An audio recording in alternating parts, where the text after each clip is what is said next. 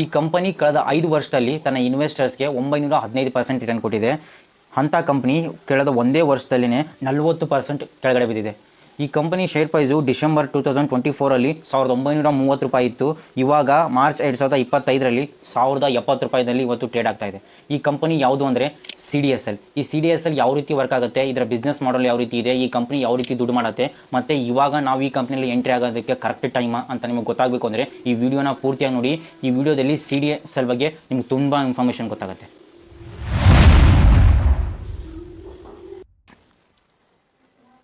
ಈ ಇಂಡಸ್ಟ್ರಿ ಶುರುವಾಗೋದೆ 1996ರಲ್ಲಿ. 1996ಕ್ಕಿಂತ ಮುಂಚೆ ನೀವೇನಾದರೂ ಸ್ಟಾಕ್ ಮಾರ್ಕೆಟಲ್ಲಿ ಇನ್ವೆಸ್ಟ್ ಮಾಡಬೇಕು ಅಂದರೆ ನಿಮಗೆ ಫಿಸಿಕಲ್ ಶೇರ್ ಸಿಗ್ತಾ ಇತ್ತು. ಇವಾಗ ನೀವೇನಾದರೂ ಒಂದು ಸ್ಟಾಕ್ನ ಬೈ ಮಾಡಿದ್ದೀರಾ ಅಂದರೆ ಆ ಸ್ಟಾಕ್ ನೇಮು ಮತ್ತು ಎಷ್ಟು ಕ್ವಾಂಟಿಟಿಗೆ ಬೈ ಮಾಡಿದ್ದೀರಾ ಮತ್ತು ಯಾವ ಪ್ರೈಸಿಗೆ ಬೈ ಮಾಡಿದ್ದೀರಾ ಅಂತ ಈ ರೀತಿ ಒಂದು ಸರ್ಟಿಫಿಕೇಟ್ ಸಿಗ್ತಾ ಇತ್ತು. ಅಂದರೆ 1996ಕ್ಕಿಂತ ಮುಂಚೆ ಏನಾದರೂ ಸ್ಟಾಕ್ ಮಾರ್ಕೆಟಲ್ಲಿ ಇನ್ವೆಸ್ಟ್ಮೆಂಟ್ ಮಾಡ್ತಿದ್ರು ಅಂದರೆ ಅವ್ರಿಗೆ ಗೊತ್ತಿರುತ್ತೆ. ಅವಾಗೆಲ್ಲ ಸರ್ಟಿಫಿಕೇಟ್ ಕೊಡ್ತಾಯಿದ್ರು, ಒಂದು ಹಾರ್ಡ್ ಕಾಪಿ ಕೊಡ್ತಾಯಿದ್ರು. ಅದರಲ್ಲಿ ಸ್ಟಾಕ್ ನೇಮು ಮತ್ತು ಎಷ್ಟು ಕ್ವಾಂಟಿಟಿಗೆ ಬೈ ಮಾಡಿದ್ದೀರಾ ಮತ್ತು ನೀವು ಬೈ ಮಾಡುವಾಗ ಏನು ಪ್ರೈಸ್ ಇತ್ತು ಅಂತ ಇದೆಲ್ಲ ಆಗಿ ಒಂದು ಸರ್ಟಿಫಿಕೇಟ್ ಸಿಗ್ತಾ ಇತ್ತು. ಈ ಸರ್ಟಿಫಿಕೇಟು ಫಿಸಿಕಲ್ ಆಗಿರ್ತಾ ಇತ್ತು, ಕೈಯಲ್ಲಿ ಕೊಡ್ತಾಯಿದ್ರು. ಈ ಫಿಸಿಕಲ್ ಶೇರಿಂದ ಸಮಸ್ಯೆ ಏನಾಗ್ತಿತ್ತು ಅಂದರೆ ಫೋರ್ಜರಿ ಆಗುವಂಥ ಸಮಸ್ಯೆ ಇರ್ತಿತ್ತು, ಮತ್ತು ಏನಾದರೂ ಕಳೆದೋಗುವಂಥ ಸಮಸ್ಯೆ ಇರ್ತಿತ್ತು. ಇಲ್ಲಾಂದರೆ ಸುಮ್ಮನೆ ಬೈ ಮಾಡಿ ಇಟ್ಕೊಂಡಿರ್ತಾರೆ, ಅವರೇ ಮರ್ತೋಗ್ಬಿಟ್ಟಿರ್ತಾರೆ. ತುಂಬ ದಿನ ಮನೇಲಿ ಇಟ್ಕೊಂಡು ಅವರೇ ಮರ್ತೋಗ್ಬಿಟ್ಟಿರ್ತಾರೆ, ಅವರೆಲ್ಲರೂ ಮಿಸ್ ಮಾಡ್ಕೊಂಡ್ಬಿಟ್ಟಿರ್ತಾರೆ. ಇದರಿಂದ ಆ ಶೇರ್ ಸುಮ್ಮನೆ ವೇಸ್ಟ್ ಆಗೋಗ್ತಿತ್ತು. ಮತ್ತು ಪೇಪರ್ ವರ್ಕ್ ಜಾಸ್ತಿ ಆಗ್ತಾ ಇತ್ತು. 1 ಶೇರ್ ತೊಗೊಂಡವನಿಗೂ ಸರ್ಟಿಫಿಕೇಟ್ ಕೊಡಬೇಕು, 100 ಶೇರ್ ತೊಗೊಂಡವ್ರಿಗೂ ಸರ್ಟಿಫಿಕೇಟ್ ಕೊಡಬೇಕು. ಈ ರೀತಿ ಪ್ರತಿಯೊಬ್ಬರಿಗೂ ಸರ್ಟಿಫಿಕೇಟ್ ಮಾಡಿಸ್ಬೇಕು ಅನ್ನೋದ್ರಿಂದ ಟೈಮ್ ಜಾಸ್ತಿ ಹಿಡಿತಾ ಇತ್ತು, ಮತ್ತು ಜಾಸ್ತಿ ಪೇಪರ್ ವರ್ಕ್ ಜಾಸ್ತಿ ಹಿಡಿತಾ ಇತ್ತು. ಇದನ್ನು ತಪ್ಪಿಸೋದಕ್ಕೆ ಗೌರ್ಮೆಂಟ್ ಏನು ಮಾಡುತ್ತೆ ಅಂದರೆ 1996ರಲ್ಲಿ ಡಿಮೆಟರಲೈಸೇಷನ್ ಅಂತ ಮಾಡುತ್ತೆ. ಇದನ್ನು ನಾವು ಶಾರ್ಟ್ ಫಾರ್ಮ್ ಆಗಿ ಡಿಮ್ಯಾಟ್ ಅಕೌಂಟ್ ಅಂತ ಕರಿತೀವಿ. ಆವಾಗ ಗೌರ್ಮೆಂಟು ಡಿಮೆಟರಲೈಸೇಷನ್ ಮಾಡಿ ಈ ಎಲ್ಲ ಫಿಸಿಕಲ್ ಶೇರ್ ಸರ್ಟಿಫಿಕೇಟ್ನ ನಾವು ಡಿಜಿಟಲ್ ಫಾರ್ಮ್ಯಾಟ್ಗೆ ಕನ್ವರ್ಟ್ ಮಾಡಬೇಕು. ಇವೆಲ್ಲ ಸರ್ಟಿಫಿಕೇಟ್ನ ಕೊಡೋದನ್ನು ನಿಲ್ಲಿಸಿ ನಾವು ಡಿಜಿಟಲಿ ಎಲ್ಲಾದರೂ ನಮ್ಮ ಶೇರ್ಸ್ನ ಸ್ಟೋರ್ ಮಾಡಬೇಕು. ಈಗ ಫಿಸಿಕಲಾಗಿ ನಾವೇನು ಮಾಡ್ತಾ ಇದ್ವಿ, ಶೇರ್ಸ್ನ ಇಸ್ಕೊಂಬಂದು ಮನೇಲಿ ಇಟ್ಕೋತಾ ಇದ್ವಿ. ಇವಾಗ ಏನು ಮಾಡೋದು, ಡಿಜಿಟಲ್ ಆಗಿ ಎಲ್ಲಾದರೂ ನಾವು ಒಂದು ಕಡೆ ಸ್ಟೋರ್ ಮಾಡಬೇಕು ಅಂತ ಗೌರ್ಮೆಂಟು ಆವಾಗ ಡಿಮೆಟರಲೈಸೇಷನ್ ಮಾಡುತ್ತೆ. ಆವಾಗ ಡಿಮ್ಯಾಟ್ ಅಕೌಂಟ್ ಅಂತ ಹುಟ್ಟಾಕ್ತಾರೆ. ಈ ಡಿಮ್ಯಾಟ್ ಅಕೌಂಟ್ ಹುಟ್ಟಾಕಿದ್ಮೇಲೆ ಗೌರ್ಮೆಂಟ್ಗೆ ಒಬ್ರು ಯಾರಾದರೂ ನಂಬಿಕಸ್ತಿರ್ಬೇಕಲ್ಲ. ಈಗ ಯಾರ ಹತ್ರ ಸ್ಟೋರ್ ಮಾಡೋದಕ್ಕೆ ಯಾರ ಕೈಯಲ್ಲಿ ಕೊಟ್ಟರೆ ಅವ್ನು ತೊಗೊಂಡು ಓಡೋಗಬಾರ್ದು. ಈ ರೀತಿ ಗೌರ್ಮೆಂಟ್ ಯೋಚನೆ ಮಾಡುತ್ತೆ. ಅವಾಗ NSDLನ ಹುಟ್ಟಾಕತ್ತೆ, ಅಂದರೆ ನ್ಯಾಷನಲ್ ಸೆಕ್ಯೂರಿಟೀಸ್ ಡೆಪಾಸಿಟರಿ ಲಿಮಿಟೆಡ್ ಅಂತ. ಇದರ ಓನರು NSE.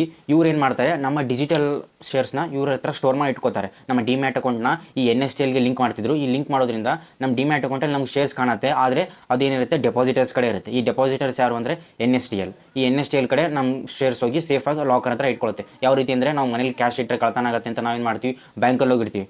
ಬ್ಯಾಂಕಲ್ಲಿ ಹೋಗಿಟ್ಟ ತಕ್ಷಣ ಬ್ಯಾಂಕು ಸೇಫಾಗಿ ಇಟ್ಕೊಳ್ಳುತ್ತೆ ನಮ್ಮ ದುಡ್ಡನ್ನ. ಬ್ಯಾಂಕ್ ತೊಗೊಂಡು ಹೋಗೋಕೆ ಬರಲ್ಲ, ಯಾಕಂದರೆ ಅದಕ್ಕೆ ರೆಗ್ಯುಲೇಟರಿ RBI ಇದೆ. ಅದೇ ರೀತಿ ಈ NSDL ಕೂಡ ನಮ್ಮ ಶೇರ್ಸ್ನ ತೊಗೊಂಡು ಹೋಗೋಕೆ ಬರಲ್ಲ. ಇಲ್ಲಿ ಗೌರ್ಮೆಂಟ್ ಇದೆ, ಇಲ್ಲಿ ಸೆಬಿ ಇದೆ. ಈ ರೀತಿ ಸೆಬಿ ಇದನ್ನು ರೆಗ್ಯುಲೇಟ್ ಮಾಡುತ್ತೆ. ಈ ರೀತಿ NSDL ಎಲ್ಲ ಶೇರ್ಸ್ನ ಫಿಸಿಕಲಿಂದ ಡಿಜಿಟಲ್ ಫಾರ್ಮ್ಯಾಟಿಗೆ ಕನ್ವರ್ಟ್ ಮಾಡಿ ಡಿಜಿಟಲ್ ಆಗಿ ತನ್ನ ಕಡೆ ಸ್ಟೋರ್ ಮಾಡಿ ಇಟ್ಕೊಳ್ಳುತ್ತೆ.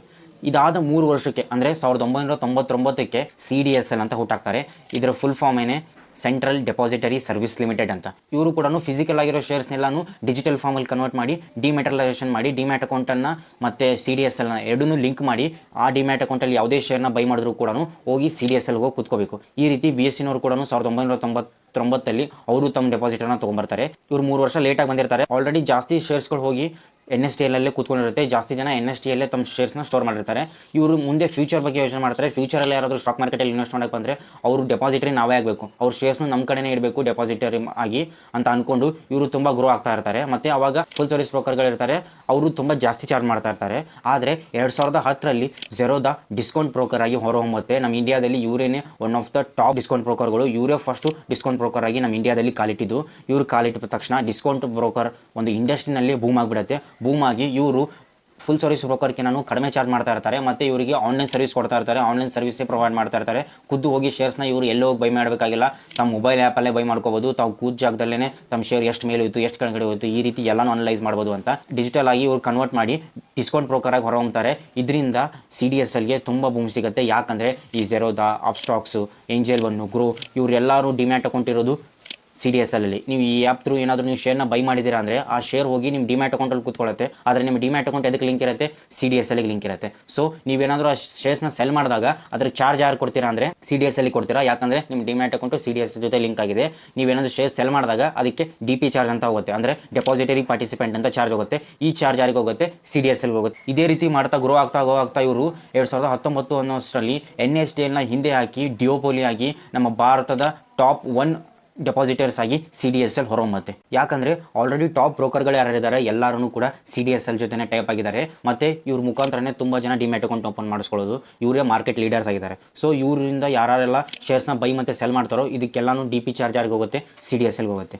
ಈ ರೀತಿ CDSL ದುಡ್ಡು ಮಾಡುತ್ತೆ. ಆದರೆ ತುಂಬ ಜನ ಅನ್ಕೊಂಡಿದ್ದಾರೆ CDSL DP ಚಾರ್ಜಿಂದಾನೇ ದುಡ್ಡು ಮಾಡುತ್ತೆ ಅಂತ. ಆದರೆ ಅದು ಸುಳ್ಳು. ಯಾಕಂದರೆ CDSL ಇನ್ನೂ ತುಂಬ ಜಾಸ್ತಿ ದುಡ್ಡು ಮಾಡುತ್ತೆ ಬೇರೆ ಬೇರೆ ಸರ್ವಿಸ್ ಮುಖಾಂತರ. ಅದು ಯಾವುದು ಅಂದರೆ ಮೊದಲನೇದೇ ಆ್ಯನ್ಯುವಲ್ ಇಶ್ಯೂವರ್ ಚಾರ್ಜಸ್ ಅಂತ. ಈ ಆ್ಯನ್ಯುವಲ್ ಇಶ್ಯೂವರ್ ಚಾರ್ಜಸ್ ಯಾವುದು ಅಂದರೆ ಇವಾಗ ನಿಮ್ಮದೊಂದು ಕಂಪ್ನಿ ಇದೆ, ನಿಮ್ಮ ಕಂಪನಿಯ ಶೇರ್ಸ್ನ ಏನಾದರೂ ನೀವು ಡಿಜಿಟಲ್ ಆಗಿ ಕನ್ವರ್ಟ್ ಮಾಡ್ಕೋಬೇಕು ಅನ್ಕೊಂಡಿದ್ದೀರಾ ಅಂದರೆ ನಿಮಗಿರೋ ಎರಡೇ ಆಪ್ಷನ್. ಒಂದು, ನೀವು NSDL ಜೊತೆ ಹೋಗಿ ಕನ್ವರ್ಟ್ ಮಾಡ್ಕೋಬೋದು, ಇಲ್ಲಾಂದರೆ CDSL ಜೊತೆ ಹೋಗಿ ಕನ್ವರ್ಟ್ ಮಾಡ್ಕೋಬೋದು. ನೆನಪಿರಲಿ, ಈ ರೀತಿ ಕನ್ವರ್ಟ್ ಮಾಡೋದಕ್ಕೆ ನೀವು ಸ್ಟಾಕ್ ಮಾರ್ಕೆಟಲ್ಲಿ ಲಿಸ್ಟೆಡ್ ಆಗಿರಬೇಕಂತೇನಿಲ್ಲ, ಅನ್ಲಿಸ್ಟೆಡ್ ಕಂಪ್ನಿಗಳು ಕೂಡ ಮಾಡುತ್ತೆ. ಈ ರೀತಿ ಅವರಿಗೆ ಆ್ಯನ್ಯುವಲ್ ಇಶ್ಯೂವರ್ ಚಾರ್ಜಸ್ ಅಂತ ಕೊಡಬೇಕಾಗುತ್ತೆ. ಇವಾಗ NSDL ಹತ್ರ ಹೋದ್ರಿ ಅನ್ಕೊಳ್ಳಿ, NSDL ಏನು ಮಾಡುತ್ತೆ, ನಿಮ್ಮ ಹತ್ರ ಇರೋ ಶೇರ್ಸ್ನ ಡಿಜಿಟಲ್ ಆಗಿ ಕನ್ವರ್ಟ್ ಮಾಡ್ಕೊಡುತ್ತೆ. ಇದರಿಂದ KYC ವೆರಿಫಿಕೇಶನ್ ಮಾಡುತ್ತೆ. ಈ KYC ವೆರಿಫಿಕೇಶನ್ ಮಾಡೋದ್ರಿಂದ ಅದಕ್ಕೂ ಚಾರ್ಜ್ ಮಾಡುತ್ತೆ. ಮತ್ತೆ ನಿಮ್ಮ ಶೇರ್ಸ್ನ ಡಿಜಿಟಲ್ ಆಗಿ ಕನ್ವರ್ಟ್ ಮಾಡೋದಕ್ಕೆ ಕೂಡ CDSL ಚಾರ್ಜ್ ಮಾಡುತ್ತೆ. ಈ ಫೀಸ್ ಸ್ಟ್ರಕ್ಚರ್ ಯಾವ ರೀತಿ ಇದೆ ಅಂದರೆ, ಡಿಮ್ಯಾಟರಲೈಸೇಷನ್ ಶೇರ್ಸ್ ನಾಮಿನಲ್ ವ್ಯಾಲ್ಯೂ 5 ಕೋಟಿ ಏನಾದರೂ ಇದ್ದರೆ ನೀವು 9,000 ಪೇ ಮಾಡಬೇಕಾಗುತ್ತೆ ಇಯರ್ಲಿ. ಅದೇ ನಿಮ್ಮ ಡಿಮ್ಯಾಟರಲೈಸೇಷನ್ ಶೇರ್ಸ್ ನಾಮಿನಲ್ ವ್ಯಾಲ್ಯೂ 5 ಕೋಟಿಯಿಂದ 10 ಕೋಟಿ ಒಳಗಡೆ ಇದ್ದರೆ ನೀವು 22,500 ಪೇ ಮಾಡಬೇಕಾಗುತ್ತೆ ಇಯರ್ಲಿ. ಅದೇ ಏನಾದರೂ ನಿಮ್ಮ ಡಿಮ್ಯಾಟರಲೈಸೇಷನ್ ಶೇರ್ಸ್ ನಾಮಿನಲ್ ವ್ಯಾಲ್ಯೂ ಏನಾದರೂ 20 ಕೋಟಿಗಿಂತ ಜಾಸ್ತಿ ಇದೆ ಅಂದರೆ ನೀವು 75,000 ಇಯರ್ ಆನ್ ಇಯರ್ ನೀವು ಪೇ ಮಾಡಬೇಕಾಗುತ್ತೆ. ಈ ಚಾರ್ಜು ಫಿಕ್ಸ್ ಇರುತ್ತೆ. ಇದನ್ನು CDSL ಫಿಕ್ಸ್ ಮಾಡಲ್ಲ, ಇದನ್ನು ಸೆಬಿ ಫಿಕ್ಸ್ ಮಾಡುತ್ತೆ. NSDL ಆಗಲಿ CDSL ಆಗಲಿ ಈ ಚಾರ್ಜಸ್ನ ತಮ್ಗೆ ಇಷ್ಟ ಬಂದಾಗೆ ತಾವು ಚಾರ್ಜ್ ಮಾಡೋಕ್ಕೆ ಬರಲ್ಲ. ಯಾಕಂದರೆ ಇಲ್ಲಿ ಸೆಬಿ ಇಂಟರ್ಫೇರ್ ಆಗುತ್ತೆ. ಇವರಿಗೆ ಅರ್ಧ ಓನರ್ ಯಾರು ಅಂದರೆ ಸೆಬಿ ಹೇಳ್ದಂಗೆ ಇವ್ರು ಚಾರ್ಜಸ್ನ ಇಡಬೇಕು. ಈ ಎಲ್ಲ ಚಾರ್ಜಸ್ನ ಫಿಕ್ಸ್ ಮಾಡೋದು ಸೆಬಿ. ಇದರಲ್ಲಿ ಯಾವುದೇ ಬದಲಾವಣೆ ಮಾಡಲ್ಲ. ಈ ಆ್ಯನ್ಯುವಲ್ ಇಶ್ಯೂವರ್ ಚಾರ್ಜಸ್ ಒಂದೇ ಅಲ್ಲ, ಇನ್ನೂ ತುಂಬ ಇದೆ. ಟ್ರಾನ್ಸಾಕ್ಷನ್ ಚಾರ್ಜಸ್ ಇದೆ, IPO and corporate action fee, online data charges, voting service, CAS and BO statement fee. ಈ ರೀತಿ ಇದು ದುಡ್ಡು ಮಾಡುತ್ತೆ. ಇನ್ನೂ ತುಂಬ ಇನ್ಕಮ್ ಸೋರ್ಸ್ ಇದೆ, ಆದರೆ ಮೇಜರ್ ಆಗಿ ದುಡ್ಡು ಮಾಡೋದು ಇದೇ ರೀತಿ. ಮತ್ತು ಯಾವುದೇದ್ರಿಂದ ಎಷ್ಟೆಷ್ಟು ರೆವೆನ್ಯೂ ಬರುತ್ತೆ ಅಂದರೆ, ಇವ್ರ ರೆವೆನ್ಯೂ ಯಾವ ರೀತಿ ಸ್ಪ್ಲಿಟ್ ಆಗಿದೆ ಅಂದರೆ, ಆ್ಯನ್ಯುವಲ್ ಇಶ್ಯೂವರ್ ಚಾರ್ಜಸ್ಸಿಂದ 34.5% ರೆವೆನ್ಯೂ ಬರುತ್ತೆ, ಟ್ರಾನ್ಸಾಕ್ಷನಿಂದ 25.1% ರೆವೆನ್ಯೂ ಜನರೇಟ್ ಆಗುತ್ತೆ, IPO ಆ್ಯಂಡ್ ಕಾರ್ಪೊರೇಟ್ ಆ್ಯಕ್ಷನಿಂದ 24.7% ಇವರಿಗೆ ರೆವೆನ್ಯೂ ಜನರೇಟ್ ಆಗುತ್ತೆ, ಮತ್ತು ಅದರ್ಸಿಂದ 15.7% ಇವರಿಗೆ ರೆವೆನ್ಯೂ ಜನರೇಟ್ ಆಗುತ್ತೆ. ಈ ರೀತಿ CDSL ದುಡ್ಡು ಮಾಡುತ್ತೆ. ಇವಾಗ ನಮಗೆ CDSL ಯಾವ ರೀತಿ ದುಡ್ಡು ಮಾಡುತ್ತೆ ಮತ್ತು ಇದು ಹೇಗೆ ವರ್ಕ್ ಆಗುತ್ತೆ ಅಂತ ನಮಗೆ ಗೊತ್ತಾಯಿತು. ಇದರ ಬಿಸ್ನೆಸ್ ಮಾಡೆಲ್ ಯಾವ ರೀತಿ ಇದೆ ಅಂತ ನಮಗೆ ಗೊತ್ತಾಯಿತು. ಇವಾಗ ನೆಕ್ಸ್ಟ್ ನೋಡೋಣ ಈ ಕಂಪನಿ ಫೈನಾನ್ಷಿಯಲ್ ಯಾವ ರೀತಿ ಇದೆ ಅಂತ.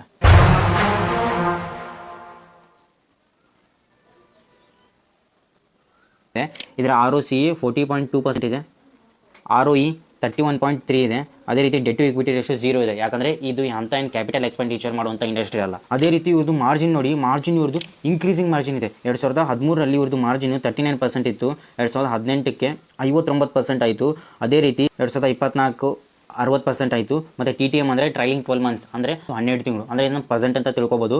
ಇವಾಗ 60% ಮಾರ್ಜಿನ್ ಇದೆ. 2013ರಲ್ಲಿ 39% ಇದ್ದಿದ್ದನ್ನು ಇವರು ಇವಾಗ 60%ಗೆ ತೊಗೊಂಬಂದಿದ್ದಾರೆ. ಇವ್ರ ಹತ್ರ ಇನ್ಕ್ರೀಸಿಂಗ್ ಮಾರ್ಜಿನ್ ಇದೆ. ಯಾಕಂದರೆ ಇಂಡಸ್ಟ್ರಿನಲ್ಲಿ ಯಾರೂ ಜಾಸ್ತಿ ಕಾಂಪಿಟೇಟರ್ ಇಲ್ಲ, ಇರೋದಿಬ್ಬರೇ.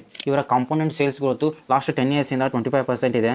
ಪ್ರಾಫಿಟ್ ಗ್ರೋತು ಲಾಸ್ಟ್ 10 ಇಯರ್ಸಿಂದ 29% ಇದೆ. ಮತ್ತು ಇವ್ರದ್ದು ROE ಲಾಸ್ಟ್ 10 ಇಯರ್ಸಿಂದ 23% ಇದೆ. ಇವಾಗ ನಿಮ್ಗೆ ಅನಿಸ್ತಾ ಇರ್ಬೋದು ಈ ಇಂಡಸ್ಟ್ರಿನೂ ಇಷ್ಟೊಂದು ಗ್ರೋಯಿಂಗ್ ಇಂಡಸ್ಟ್ರಿ ಇದೆ, ಅದೇ ರೀತಿ ಕಂಪ್ನಿ ಕೂಡ ಫೈನಾನ್ಷಿಯಲ್ ತುಂಬ ಚೆನ್ನಾಗಿದೆ, ಫೈನಾನ್ಷಿಯಲಿ ಸ್ಟ್ರಾಂಗ್ ಇದೆ, ಫಂಡಮೆಂಟಲ್ ಅನಾಲಿಸಿಸ್ ಚೆನ್ನಾಗಿದೆ. ಆದರೆ ಈ ಸ್ಟಾಕು ಇಷ್ಟೊಂದು ಕೆಳಗಡೆ ಯಾಕೆ ಬೀಳ್ತಾ ಇದೆ ಅಂತ, ಇದಕ್ಕೆ ಮೇನ್ ರೀಸನ್ನೇ ಇವರ ರೆವೆನ್ಯೂನಲ್ಲಿ 14% ಡಿಕ್ರೀಸ್ ಆಗಿದೆ. ಅಂದರೆ ಲಾಸ್ಟ್ ಡಿಸೆಂಬರ್ ಕ್ವಾರ್ಟರ್ಲಿಗೆ ನಾನು ಈಗಿನ ಕ್ವಾರ್ಟರಿಗೆ 14% ರೆವೆನ್ಯೂ ಡಿಕ್ರೀಸ್ ಆಗಿದೆ. ಮತ್ತು ಇವರ ಕಸ್ಟಡಿ ವ್ಯಾಲ್ಯೂ ಕಡಿಮೆ ಆಗಿದೆ. ಅಂದರೆ ಎಲ್ಲನೂ ಸ್ಟಾಕ್ಸು ಬಾಂಡ್ಸು ಇವನ್ನೆಲ್ಲನೂ ಕಸ್ಟಡಿಯಲ್ಲೇ ಇಟ್ಕೊಂಡಿರ್ತಾರೆ. ಇದನ್ನು ನಾವು ಸೆಕ್ಯೂರಿಟಿ ವ್ಯಾಲ್ಯೂ ಅಂತ ಕರಿತೀವಿ. ಇಷ್ಟೆಲ್ಲ ಸೆಕ್ಯೂರಿಟಿನ ಇದು ಹೋಲ್ಡ್ ಮಾಡಿ ಇಟ್ಕೊಂಡಿರುತ್ತಲ್ಲ, ಇದರ ಟೋಟಲ್ ವ್ಯಾಲ್ಯೂ ಮುಂಚೆ 78 lakhs crores ಇತ್ತು, ಆದರೆ ಈ ಕ್ವಾರ್ಟರಲ್ಲಿ 75 lakh crores ಆಗಿದೆ. ಇದು ಕೂಡ ಕಡಿಮೆ ಆಗಿದೆ. ಮತ್ತು ಡಿಮ್ಯಾಟ್ ಅಕೌಂಟ್ ಓಪನಿಂಗ್ ಗ್ರೋತಲ್ಲೂ ತುಂಬ ಕಡಿಮೆ ಆಗಿದೆ. ನೀವು ಲಾಸ್ಟ್ ಕ್ವಾರ್ಟರಲ್ಲಿ ಕಂಪೇರ್ ಮಾಡಿದ್ರೆ 1.18 crore ಡಿಮ್ಯಾಟ್ ಅಕೌಂಟ್ ಓಪನ್ ಆಗ್ತಿತ್ತು ಲಾಸ್ಟ್ ಕ್ವಾರ್ಟರಲ್ಲಿ. ಅದೇ ಈ ಕ್ವಾರ್ಟರಲ್ಲಿ ಬರೀ 98 lakhs ಡಿಮ್ಯಾಟ್ ಅಕೌಂಟ್ ಓಪನ್ ಆಗಿದೆ. ಈ ಡಿಮ್ಯಾಟ್ ಅಕೌಂಟು ಗ್ರೋತ್ ಸ್ಲೋ ಆಗೋದಕ್ಕೆ ಮೇನ್ ಕಾರಣ ಏನಂದರೆ, ಈ ಸ್ಟಾಕ್ ಮಾರ್ಕೆಟು ಈ ಕ್ವಾರ್ಟರ್ಲಿ ಫುಲ್ ಫಾಲ್ ಆಗ್ತಾ ಇದೆ. ಲಾಸ್ಟ್ 3 ತಿಂಗಳು 6 ತಿಂಗಳಿಂದಲೂ ಸ್ಟಾಕ್ ಮಾರ್ಕೆಟ್ ಕೆಳಗಡೆ ಬೀಳ್ತಾನೆ ಇದೆ. ಈ ರೀತಿ ಬೀಳ್ತಾ ಇರುವಾಗ ಮೊದಲೇ ಸ್ಟಾಕ್ ಮಾರ್ಕೆಟಲ್ಲಿ ಇರೋಲ್ಲೇ ಭಯ ಪಡ್ಕೊಂಡು ಪ್ರಾಫಿಟ್ ಬುಕ್ ಮಾಡಿ ಹೊರಗಡೆ ಬರ್ತಾ ಇರ್ತಾರೆ. ಸ್ಟಾಕ್ ಮಾರ್ಕೆಟ್ ಕೆಳಗಡೆ ಬೀಳ್ತಾ ಇದೆ, ಏನಕ್ಕೆ ಬೀಳ್ತಾ ಇದೆಯೋ ಏನು ಅಂತ. ಅಂಥದ್ರಲ್ಲಿ ಹೊಸದಾಗಿ ಯಾರಾದರೂ ಡಿಮ್ಯಾಟ್ ಅಕೌಂಟ್ ಓಪನ್ ಮಾಡಿಸಿ ಸ್ಟಾಕ್ ಮಾರ್ಕೆಟಲ್ಲಿ ಇನ್ವೆಸ್ಟ್ ಮಾಡೋರು ಕೂಡ ಇವ್ರು ಹೆದರ್ಸ್ಬಿಡ್ತಾರೆ, ಇನ್ವೆಸ್ಟ್ ಮಾಡೋಕೆ ಹೋಗಬೇಡ, ನಾನು ಅಷ್ಟು ಲಾಸ್ ಮಾಡ್ಕೊಂಡೆ ಇಷ್ಟು ಲಾಸ್ ಮಾಡ್ಕೊಂಡೆ ಅಂತ ಇವ್ರು ಹೇಳಿದ್ದಕ್ಕೆ ತಕ್ಷಣ ಅವ್ರು ಏನು ಮಾಡ್ತಾರೆ, ಅವ್ರು ಹೊಸದಾಗಿ ಸ್ಟಾಕ್ ಮಾರ್ಕೆಟಿಗೆ ಕಾಲಿಡ್ತಾ ಇರ್ತಾರೆ. ಅವ್ರಿಗೆ ಸ್ಟಾಕ್ ಮಾರ್ಕೆಟ್ ಬಗ್ಗೆ ಏನೂ ನಾಲೆಜ್ ಇರಲ್ಲ. ಅವ್ರಿಗೆ ಏನು ಮಾಡ್ತಾರೆ, ಇನ್ವೆಸ್ಟ್ ಮಾಡೋರು ಕೂಡ ಮಾಡೋದನ್ನು ಬಿಟ್ಬಿಡ್ತಾರೆ. ಅವರು ಸ್ಟಾಕ್ ಮಾರ್ಕೆಟ್ ಎಂಟ್ರಿ ಆಗಬೇಕು ಅನ್ಕೊಂಡಿರ್ತಾರೆ, ಅವಾಗಲೂ ಕೂಡ ಅವ್ರು ಹೆದರಿಕೆ ಪಟ್ಟು ಡಿಮ್ಯಾಟ್ ಅಕೌಂಟ್ ಓಪನ್ ಮಾಡಿಸೋಕ್ಕಾಗಲ್ಲ. ಈ ರೀತಿ ಡಿಮ್ಯಾಟ್ ಅಕೌಂಟ್ ಓಪನ್ ಮಾಡಿಸ್ತೇ ಇರೋದ್ರಿಂದ ಇವ್ರಿಗೇನಾಗುತ್ತೆ, ಈ ಬಿಸ್ನೆಸ್ಸಿಗೆ ಹೊಡ್ತಾ ಬೀಳುತ್ತೆ. ಯಾಕಂದರೆ ಡಿಮ್ಯಾಟ್ ಅಕೌಂಟ್ ಓಪನ್ ಮಾಡಿಸಿಲ್ಲ ಅಂದರೆ ಇವ್ರು ಶೇರ್ ಬೈ ಮತ್ತು ಸೆಲ್ ಮಾಡಲ್ಲ.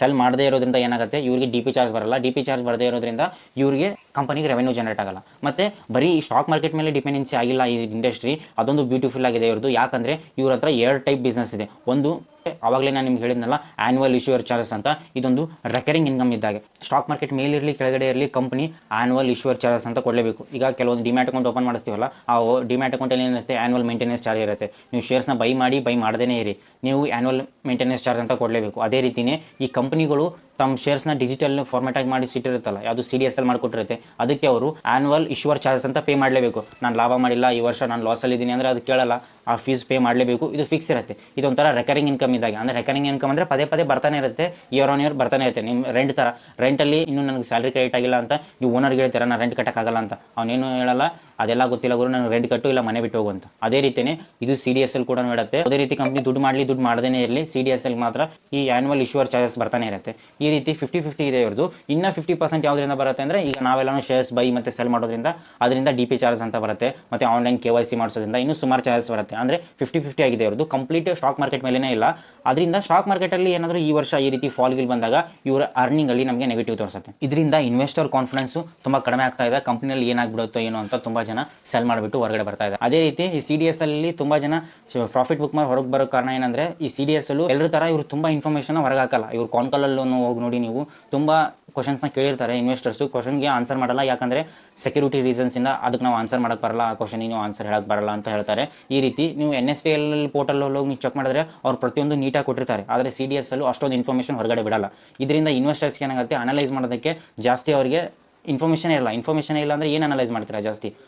ಈ ರೀತಿ ಇನ್ಫಾರ್ಮೇಷನ್ ಕಡಿಮೆ ಇರೋದ್ರಿಂದ ತುಂಬ ಇನ್ವೆಸ್ಟರ್ಸು ಅದರಲ್ಲಿ ಎಂಟ್ರಿ ಆಗ್ತಾ ಇಲ್ಲ. ಮತ್ತು ತುಂಬ ಇನ್ವೆಸ್ಟರ್ಸು ಎಂಟ್ರಿ ಆದರೂ ಕೂಡ ಈ ಬೇರಿಶ್ ಮಾರ್ಕೆಟಿಂದ ಎಕ್ಸಿಟ್ ಆಗಿ ಹೊರಗಡೆ ಬರ್ತಾ ಇದ್ದಾರೆ, ಪ್ರಾಫಿಟ್ ಬುಕ್ ಮಾಡ್ತಾ ಇದ್ದಾರೆ. ಇದರಿಂದಾನೇ ಈ ಷೇರು ದಿವಸಕ್ಕೆ ಕೆಳಗಡೆ ಬೀಳ್ತಾ ಇದೆ. ಯಾವುದೇ ರೀತಿ ಈ ಸ್ಟಾಕು ರೆಕಮೆಂಡೇಷನ್ ಅಲ್ಲ, ನಾನು ಬೈ ಮಾಡಿ ಅಥವಾ ಸೆಲ್ ಮಾಡಿ ಅಂತ ಹೇಳೋದಕ್ಕೋಸ್ಕರ ಈ ವಿಡಿಯೋ ಮಾಡಿಲ್ಲ. ನೀವೇ ಒಬ್ಬರು ಕಮೆಂಟ್ ಮಾಡಿದ್ರಿ CDSL ಕಂಪ್ನಿ ಅನಲೈಸ್ ಮಾಡಿ ಹೇಳಿ ಅಂತ, ಅದಕ್ಕೋಸ್ಕರ ಇದನ್ನು ಅನಲೈಸ್ ಮಾಡಿದ್ದು. ಇದನ್ನು ಜಸ್ಟ್ ಇನ್ಫಾರ್ಮೇಷನ್ ಆಗಿ ತೊಗೊಳ್ಳಿ, ಜಸ್ಟ್ ಎಜುಕೇಷನ್ ಪರ್ಪಸ್ ಆಗಿ ಮಾತ್ರ ತೊಗೊಳ್ಳಿ. ಇದು ಯಾವುದೇ ರೀತಿ stock by and sell recommendation ಅಲ್ಲ. ರಾಧೆ ರಾಧೆ.